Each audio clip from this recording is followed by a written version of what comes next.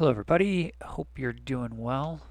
Magician, where's this guy looking off to? We got the uh, the Empress as the obstacle today, and the Magician as the opportunity.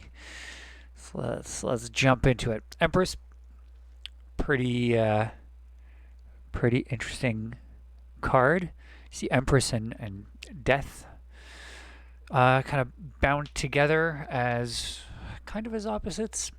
I see them both as describing and a relationship with nature, with aspects of nature.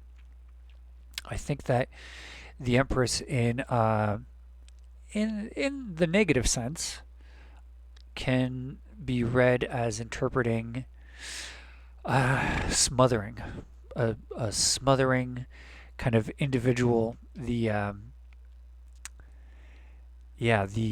Marseille deck Empress just holding on to this phoenix or eagle,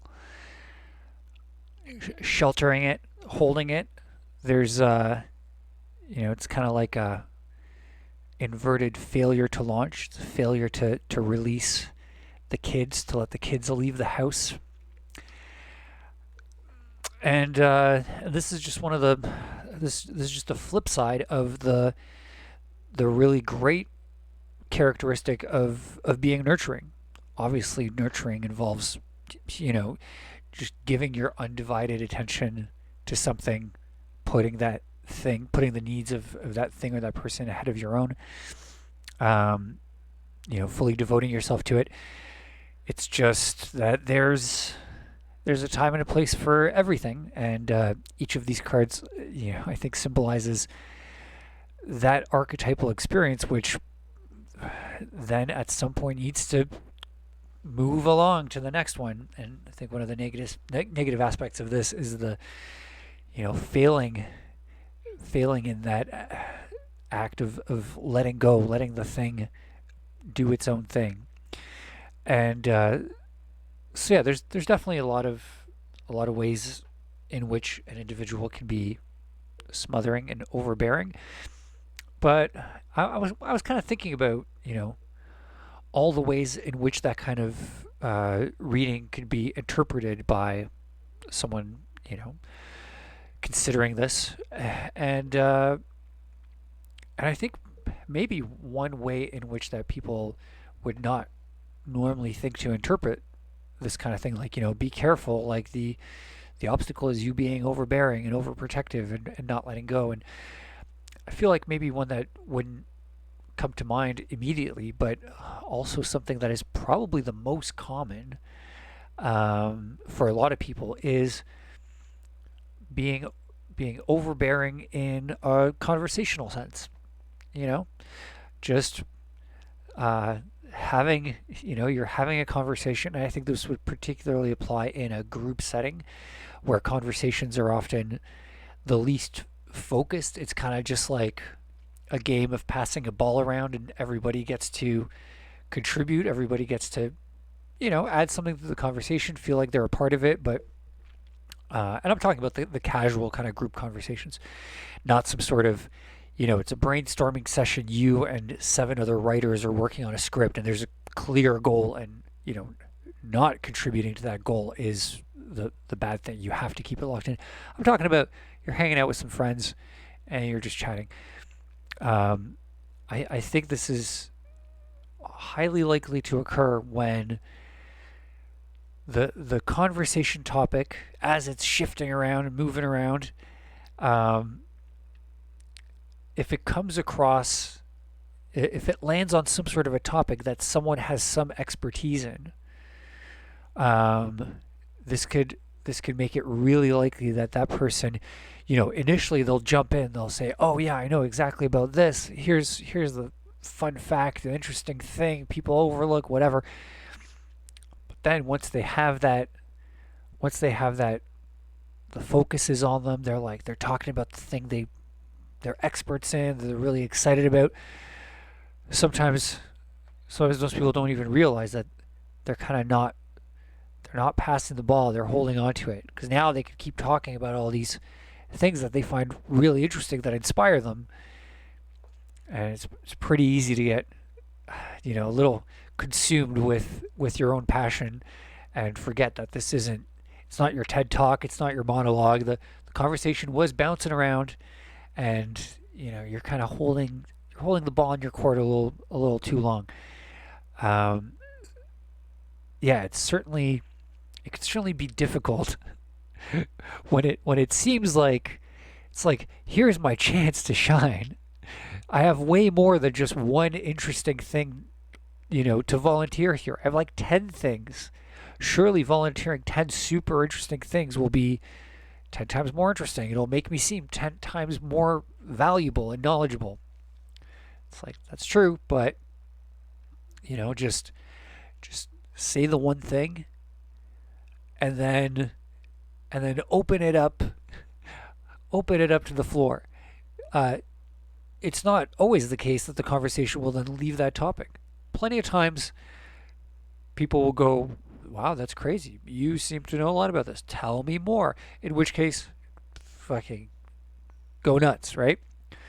Um, but but just be mindful of how easy it is to start steamrolling over a group activity without realizing it, right? I'm not addressing the situation where you're dominating the conversation, where it's like socially, I don't know. Sometimes I see people.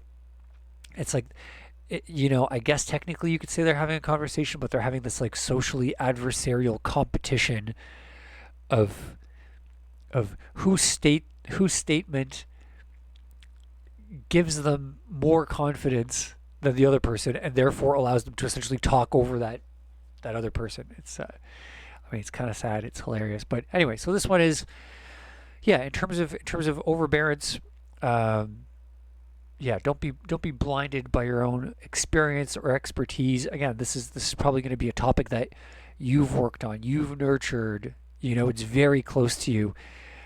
Um, like uh, like the cliche of cats or babies or whatever come up, and then you're like, you get that person who's like, "Oh my God, do you want to see a picture of my kid?" And you're like, "Okay, sure."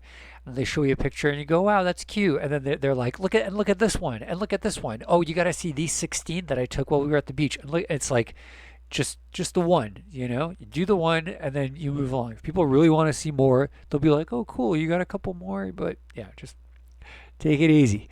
Magician. Uh, Magicians are pretty. There's something about this illustration that I really like. There's a reading on this posture that I really like, of the magician being a channel, channeling some sort of energy or force or attention, or but yeah, but I think I'm going to focus more on the general aspect of the magician as someone who is really good at commanding attention, uh, using or abusing that command of attention for sneaky dastardly purposes. Seeing a magic show is being tricked. Yeah, it's an act of being tricked, often over and over and over, to your amusement, but nonetheless, it's someone who is exploiting where and how your attention can be moved around to pull off these little tricks. And I think it's useful to remember that there aren't really any. I mean, I'm trying to think of a magician whose act consists of them standing there and being like, "Okay, look at the tip of my finger. Keep looking. Look at it's just sitting there. Just focus on it, and just you know." A magician that would attempt to keep your attention focused on one point without anything happening, without that point moving around, it it's really the opposite. I mean, that's probably the definition of a bad magician amongst magician circles. Let me know if you're a magician. The way that the way that I've personally had my attention manipulated and have seen magicians manipulate the attention of others is by, you're shifting the point of focus that you're supposed to be looking at. Things are moving around. Whether you're feigning that people, look over here, don't look at my hand down here, but that's where everyone's looking at you. Um, yeah, I think the point is to remember that commanding and controlling that attention involves a lot of movement. It involves moving that point around. And I think that this is a valuable thing to focus on when doing any sort of work that involves an audience, a group of people that you're interacting with, right? I think that I think that your odds of really captivating attention or making something memorable are are higher with more points of focus that individually might be less well developed or less interesting. Just look at this color, look at this shape, to think of it really basically, as opposed to essentially having people focus on one thing and making that thing as well fleshed out and interesting, but nonetheless, it's a singular idea. Obviously, this is a generalization, but I think the opportunity here, again, to generalize, would be to consider how you can, channel that kind of philosophical outlook on interacting with an audience that a magician generally has. It's like, how can I keep things lively and moving and jumping around without necessarily the trickery part, but yeah, just to sort of remember that anything that you're doing that is addressing an individual or especially a group of people, um, keep things moving quickly. Give it, you know, give it that energy of being an interesting thing by moving things around. That's gonna be it for today. Drop me a like if you enjoyed the video.